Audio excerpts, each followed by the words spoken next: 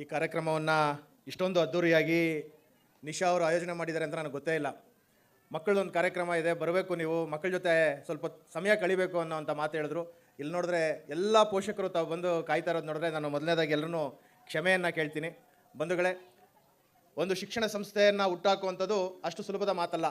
ಒಂದು ಶಿಕ್ಷಣ ಸಂಸ್ಥೆಯನ್ನು ಹುಟ್ಟಾಕುವಂಥ ಪ್ರಾರಂಭದಲ್ಲಿ ಅದರ ಹಿಂದೆ ಅತ್ಯಂತ ಹೆಚ್ಚು ಪರಿಶ್ರಮ ಇರುತ್ತೆ.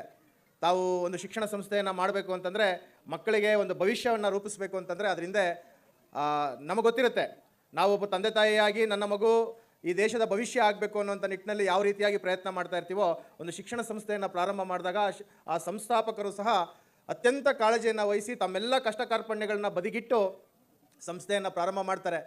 10 ವರ್ಷಗಳು ಪೂರೈಸಿದೆ ಅಂತಂದರೆ, ಒಂದು ಮಗು ಹುಟ್ಟಿ 10 ವರ್ಷ ಆಗುತ್ತೆ ಅಂದಾಗ ಅದಕ್ಕೊಂದು ಪ್ರೌಢಾವಸ್ಥೆ ಪ್ರಾರಂಭ ಆಗುವಂಥ ಒಂದು ಸಂದರ್ಭ. ಇವತ್ತು 10 ವರ್ಷಗಳನ್ನು ಪೂರೈಸಿರುವಂಥ ಈ ಶಿಕ್ಷಣ ಸಂಸ್ಥೆ ಹಲವಾರು ಜನ ಮಕ್ಕಳಿಗೆ, ಪೋಷಕರಿಗೆ ಪ್ರೇರಣೆಯಾಗಿ ಈ ಸಂಸ್ಥೆಯನ್ನು ಹುಟ್ಟಾಕಿದ್ದಾರೆ. ಇದರಿಂದ ಪರಿಶ್ರಮ ಸಹ ಅವ್ರದ್ದಿದೆ. ನಿಮ್ಮೆಲ್ಲರ ಸಹಕಾರದಿಂದ, ನಿಮ್ಮೆಲ್ಲರ ಒಂದು ಶಕ್ತಿಯನ್ನು ತುಂಬಿರೋದ್ರಿಂದ ಈ ಸಂಸ್ಥೆ ಅತ್ಯಂತ ಉನ್ನತವಾಗಿ ಬೆಳೀತಾ ಇದೆ ಅನ್ನುವಂಥದ್ದು ಒಂದು ತುಂಬ ಸಂತೋಷದ ವಿಷಯ.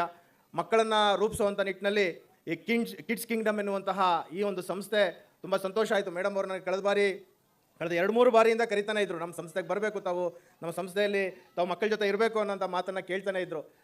ಇವತ್ತಿಲ್ಲಿ ಬಂದಿದ್ದೀರಾ, 10ನೇ ವರ್ಷದ ವಾರ್ಷಿಕೋತ್ಸವ. ಈ ವಾರ್ಷಿಕೋತ್ಸವದಲ್ಲಿ ನಾನು ಈ ಒಂದು ಸಂಸ್ಥೆಗೆ ಶುಭವನ್ನು ಕೋರ್ತಾ ಇದ್ದೇನೆ.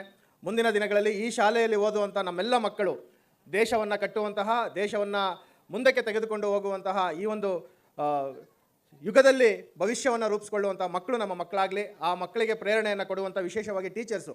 ಇವತ್ತು ನಾವು ಟೀಚರ್ಸನ್ನು ನೋಡಿದ್ರೆ ಹಲವಾರು ಜನ ಟೀಚರ್ಸು ತಮ್ಮ ಮನೆಯಲ್ಲಿ ತಮ್ಮ ಮಕ್ಕಳಿದ್ರು ಸಹ, ನನ್ನ ಮಗು ರ್ಯಾಂಕ್ ಬರುತ್ತೋ ಇಲ್ವೋ ಗೊತ್ತಿಲ್ಲ, ನನ್ನ ಮಗುಗೆ ಓದಿಸ್ಲಿಕ್ಕೆ ಬೇರೆ ಕಡೆ ಕಳಿಸಿದ್ರು, ನಮ್ಮ ಶಾಲೆಯಲ್ಲಿ ಓದುವಂಥ ಮಕ್ಕಳು ರ್ಯಾಂಕನ್ನು ಪಡಿಬೇಕು, ನಮ್ಮ ಶಾಲೆಯಲ್ಲಿ ಓದುವಂಥ ಮಕ್ಕಳು ಈ ದೇಶದ ಭವಿಷ್ಯವನ್ನು ರೂಪಿಸಬೇಕು ಅನ್ನುವಂಥ ನಿಟ್ಟಿನಲ್ಲಿ ಹಗಲು ರಾತ್ರಿ ಅವರ ಮಕ್ಕಳಿಗೆ ಪಾಠ ಹೇಳ್ಕೊಡೋದನ್ನು ಒಂದು ಸ್ವಲ್ಪ ಕಡಿಮೆ ಮಾಡಿದ್ರು ಸಹ ಮೊದಲನೇ ಪ್ರಿಪೇರ್ ಆಗಿ ಬರ್ತಾರೆ.